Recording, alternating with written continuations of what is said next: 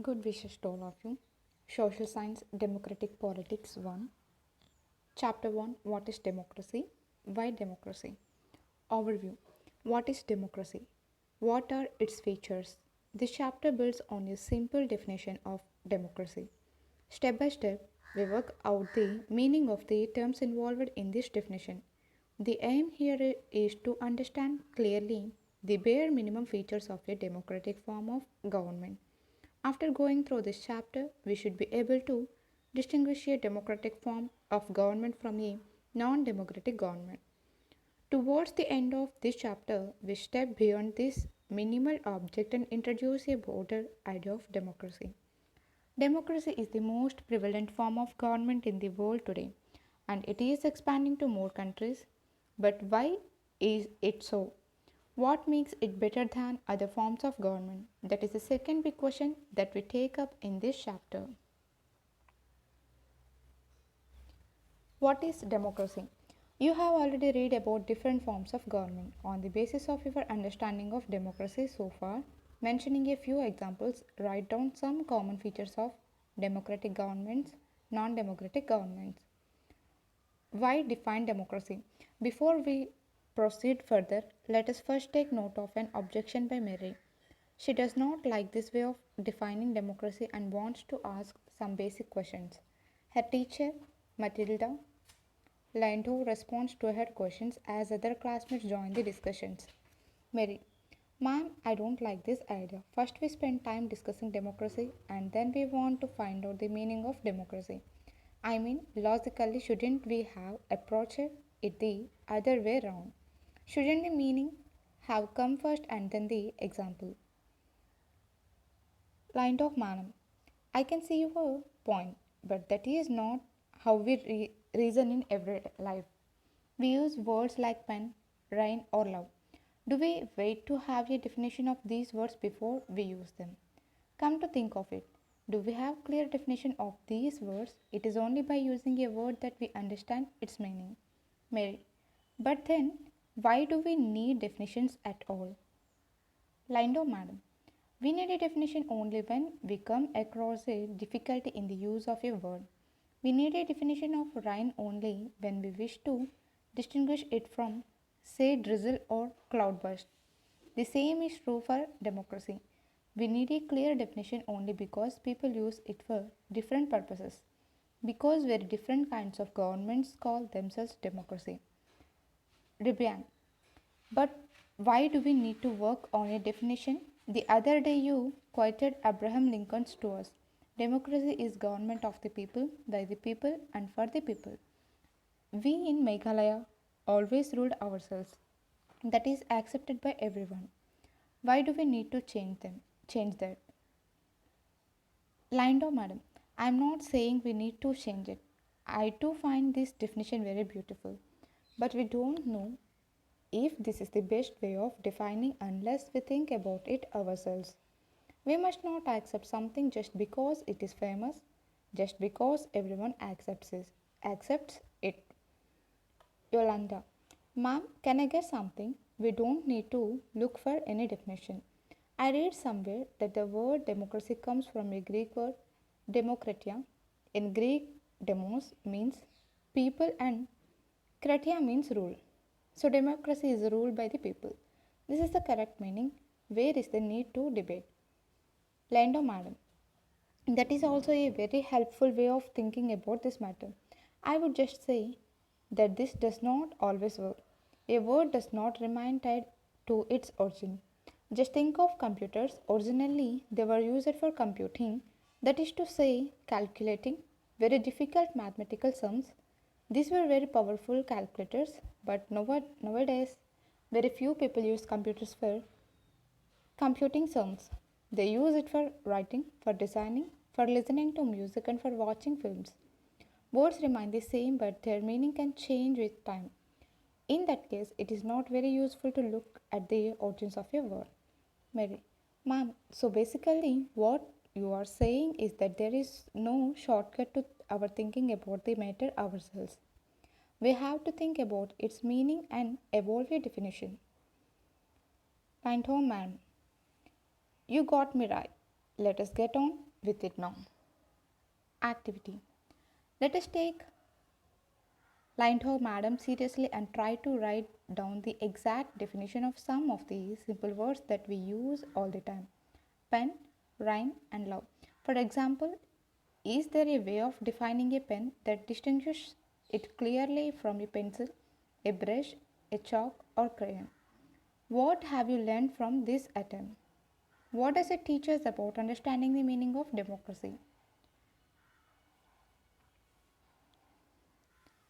I have here the different version. Democracy is of the people, far from the people, and were they but the people. Why don't we accept that? A simple definition. Let us get back to our discussion on similarities and differences among governments that are called democracies. One simple factor common to all democracies is the government is chosen by the people. We could thus start with a simple definition. Democracy is a form of government in which the rulers are elected by the people. This is a useful starting point. This definition allows us to separate democracy from forms of government that are clearly not democratic. The army rulers of Myanmar were not elected by the people. Those who happened to be in control of the army became the rulers of the country. People had no say in this decision. Dictators like Pinochet child are not elected by the people. This also applies to monarchies. The kings of Saudi Arabia rule not because the people have chosen them do chosen them to do so, but because they happen to be born into the royal family. This simple definition is not advocate. It reminds us that democracy is people's rule. But if we use this definition in an unthinking manner, we would end up calling almost every government that holds an election a democracy. That would be very misleading, as we shall find out in chapter 3. Every government in contemporary world wants to be called a democracy, even if it is not so. That is why we need to carefully distinguish between a government that is a democracy and one that pretends to be one. We can do so by understanding each word in this definition carefully and spelling out the features of a democratic government. Check your progress. Take a look at this image. Democracy, democracy. Read the cartoon. This cartoon was drawn when elections were held in Iraq with the presence of US and other foreign powers. What do you think this cartoon is saying? Why is democracy written the way it is? Rebang went back home and collected some more famous quotations on democracy. This time she did not mention the names of the people who said or wrote this. She wants you to read these and comment on how good or useful these thoughts are. Democracy gives every man the right to be his own oppressor. Democracy consists of choosing your dictators after they have told you what you think it is you want to hear. Man's capacity for justice makes democracy possible, but man's inclination to injustice makes democracy necessary. Democracy is a device that ensures we shall be governed no better than we deserve. All the ills of democracy can be cured by more democracy. Features of democracy. We have started with a simple definition that democracy is a form of government in which the rulers are elected by the people. This raises many questions. Who are the rulers in this definition? Which officials must be elected for any government to be called a democracy? Which decisions may be taken by non elected officials in a democracy? What kind of election constitutes a democratic election? What conditions must be fulfilled for an election to be considered democratic? Who are the people who can elect the rulers or get elected as rulers? Should this include every citizen on an equal basis? Can a democracy deny some citizens this right? Finally, what kind of a form of government is democracy? Can elected rulers do whatever they want in democracy? Or must a democratic government function with some limits? It is necessary for a democracy to respect some rights of the citizens. Let us consider each of these questions with the help of some examples. Major decisions by elected leaders. In Pakistan, General Pervez Musharraf led a military coup in October 1999. He overthrew a democratically elected government and declared himself the chief executive of the country. Later, he changed his designation to president and in 2002 held a referendum in the country that granted him a 5-year extension. Pakistani media, human rights organizations, and democracy activists said that the referendum was based on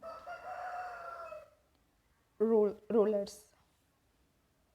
Sorry, referendum was based on malpractices and fraud.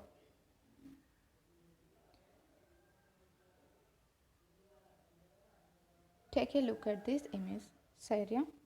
No entry before you fill that form and become a member in all Alba at a party. Is that clear?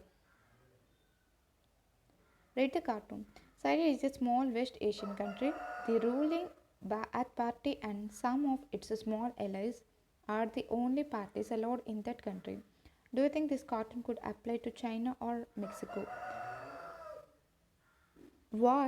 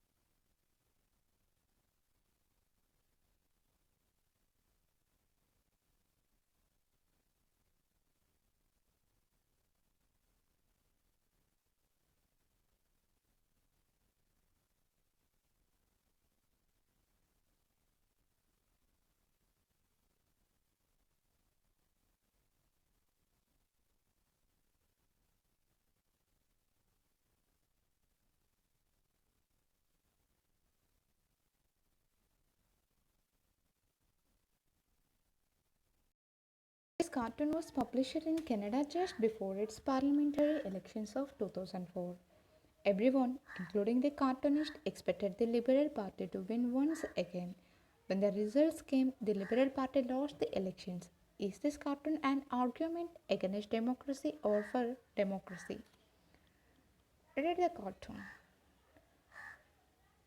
We voters are angry and we're not going to take it anymore. The Liberals have been arrogant. They have broken our trust in government. They stole our money. So on June 28, we are going to do what candidates do best. We are going to vote them back in. Check your progress. Rajesh and Muzaffar read an article. It showed that no democracy has ever gone to war with another democracy. Wars take place only when one of the two governments is non democratic. The article said that this was a great merit of democracy. After reading the essay, Rajesh and Muzaffar had different reactions. Rajesh said that this was not a good argument for democracy. It was just a matter of chance. It is possible that in future democracies may have wars. Muzaffar said that it could not be a matter of chance. Democracies take decisions in such a way that it reduces the chances of war. Which of the two positions do you agree with and why?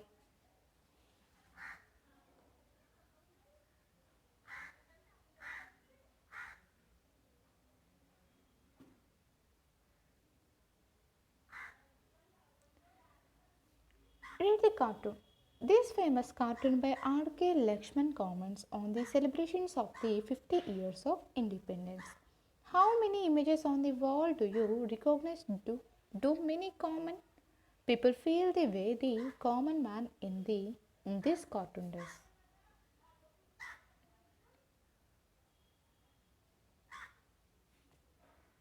50 glorious years. Unity, democracy, secularism, equality. Industrial growth, economic progress, trade, foreign collaboration, export increase. We have passenger cars, computers, mobile phones, pagers, etc. Thus, there has been spectacular progress, and now we are determined to remove poverty, provide drinking water, shelter, food, schools, hospitals. Broader meanings of democracy. In this chapter, we have considered the meaning of democracy in a limited and descriptive sense. We have understood democracy as a form of government. This way of defining democracy helps us to identify a clear set of minimal features that a democracy must have. The most common form that democracy takes in our times is that of a representative democracy. You have already read about this in the previous classes.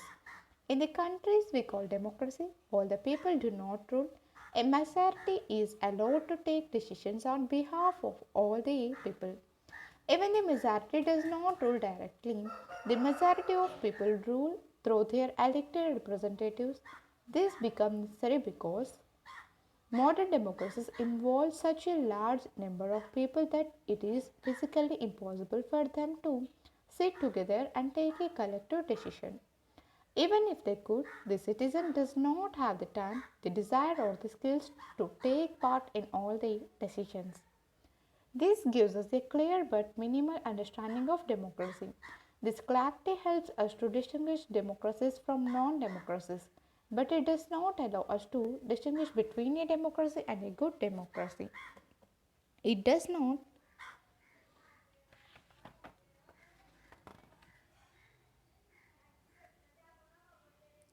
It does not allow us to see the operation of democracy beyond government. For this, we need to turn to broader meanings of democracy. Sometimes we use democracy for organizations other than the government. Just read these statements. We are a very democratic family. Whenever a decision has to be taken, we all sit down and arrive at a Consensus. My opinion matters as much as my father's. I don't like teachers who do not allow students to speak and ask questions in the class. I would like to have teachers with democratic temperament. One leader and his family members decide everything in this party. How can they talk of democracy? These ways of using the word democracy go back to its basic sense of a method of taking decisions. A democratic decision involves consultation with the and consent of all those who are affected by that decision.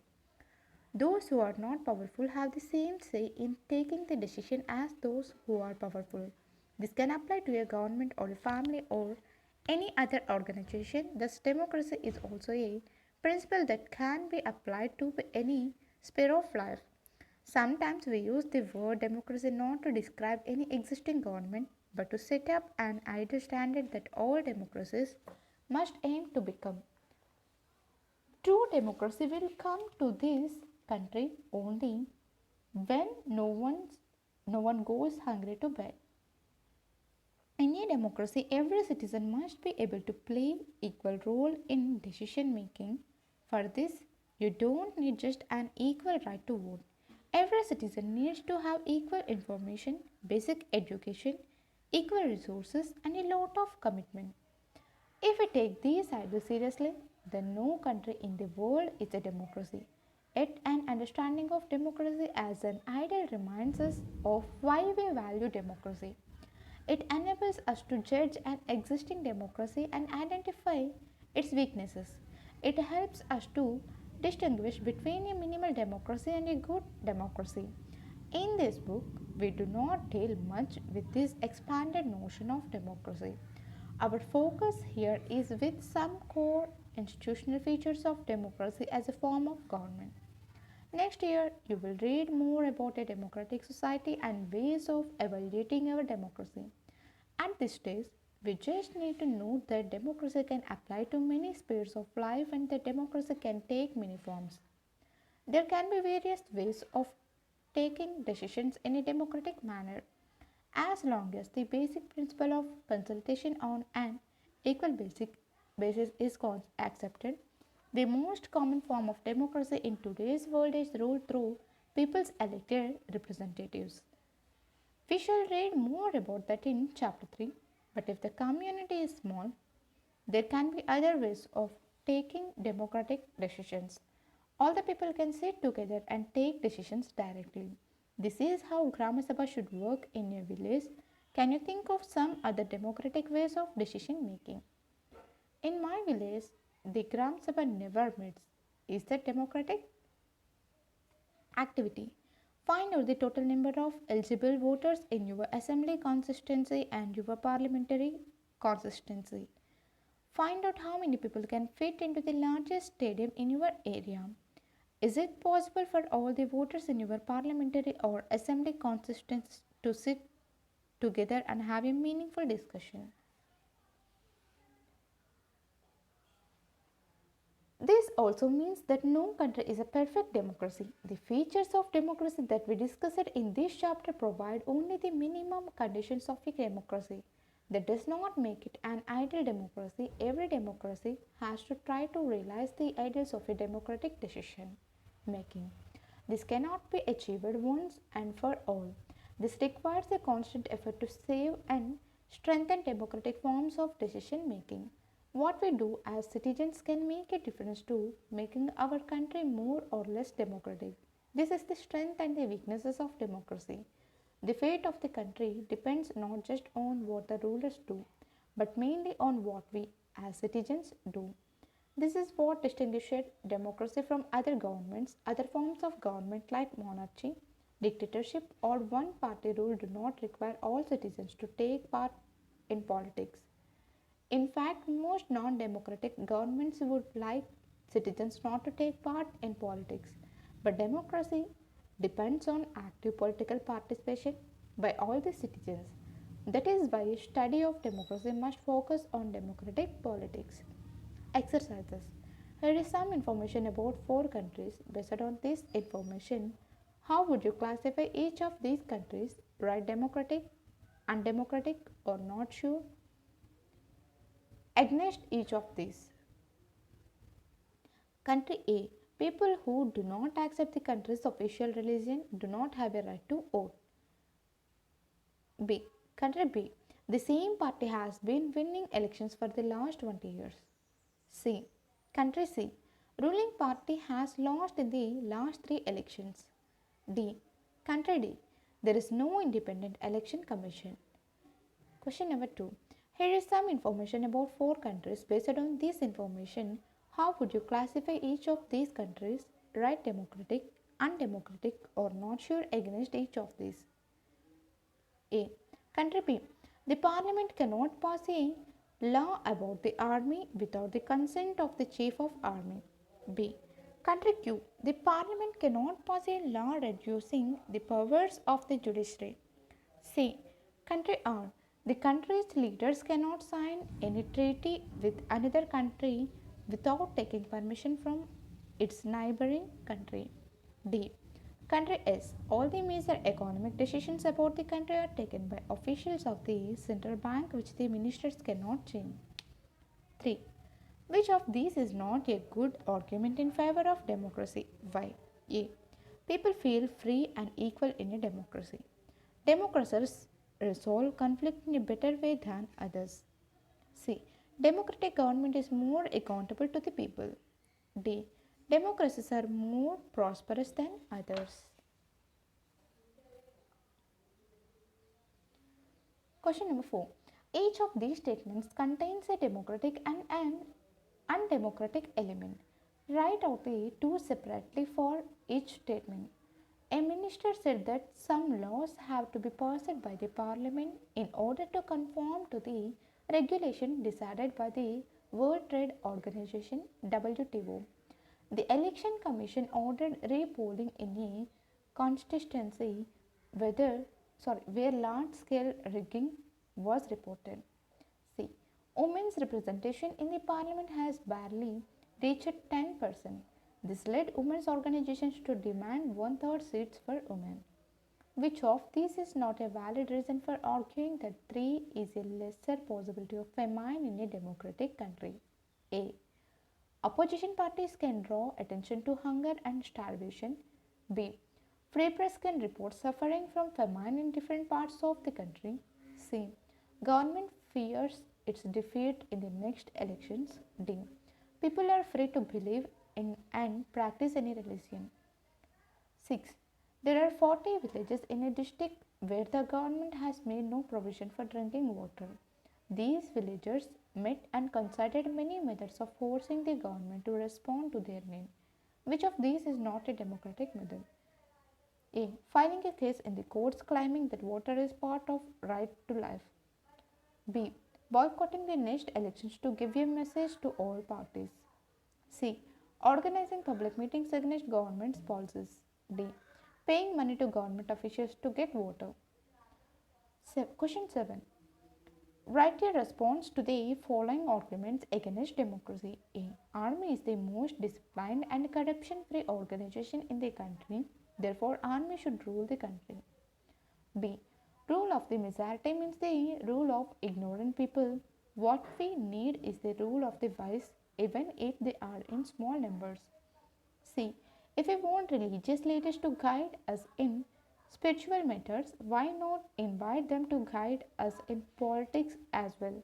The country should be ruled by religious leaders. Question number 8.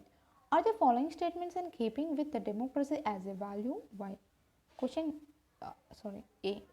Father to doctor, I don't want to hear your opinion about your marriage. In our family, children marry where the parents tell them to. B. Teacher to student, don't disturb my concentration by asking me questions in the classroom. C. Employee to the officer, our working hours must be reduced according to the law. Question number 9. Consider the following facts about a country and decide if you would call it a democracy. Give reasons to support your decision. All the citizens of the country have right to vote. Elections are held regularly. B. The country took loan from international agencies. One of the conditions for giving loans was that the government would reduce its expenses on education and health. See, people speak more than 7 languages, but education is available only in one language, the language spoken by 52% people of that country. D. Several organizations have given a call for peaceful demonstrations and nationwide strikes in the country to oppose these policies. Government has arrested these leaders. E. The government owns the radio and television in the country. All the newspapers have to get permission from the government to publish any news about government policies and protests. Question number 10. In 2004, a report published in USA pointed to the increasing inequalities in that country. Inequalities in income reflected in the participation of people in democracy. It also shaped their abilities to influence the decisions taken by the government. The report highlighted that if an average black family earns $1,000, then the income of average white families is $162. A white family has 12 times more wealth than the average black family. In a president's election, nearly 9 out of 10 individuals and families with income over $75,000 have voted. These people are the top only 5 people out of 10 from families with sorry people are the top 20% of the population in terms of their income. On the other hand, only 5 people out of 10 from families with income less than $15,000 have voted. They are the bottom 20% of the population in terms of their income. About 95% contribution in the political parties comes from the rich. This gives them opportunity to express their opinions and concerns, which is not available to most citizens. As poor sections participate less in politics, the government does not listen to their concerns. Coming out of poverty, getting job, education, healthcare, and housing for them. Politicians hear most regularly about the concerns of business persons and the rich. Write an essay on democracy and poverty using the information given in this report but using examples from India. Let us read newspapers. Most newspapers have an editorial page. On that page, the newspaper publishes its own opinions about current affairs. The paper also publishes the view of others, other writers and intellectuals, and letters read by the readers. Follow any one newspaper for 1 month and collect editorials, articles, and letters on that page that have anything to do with democracy. Classify these into the following categories: constitutional and legal aspects of democracy, citizens' rights, electoral and party politics, criticism of democracy. Thank you.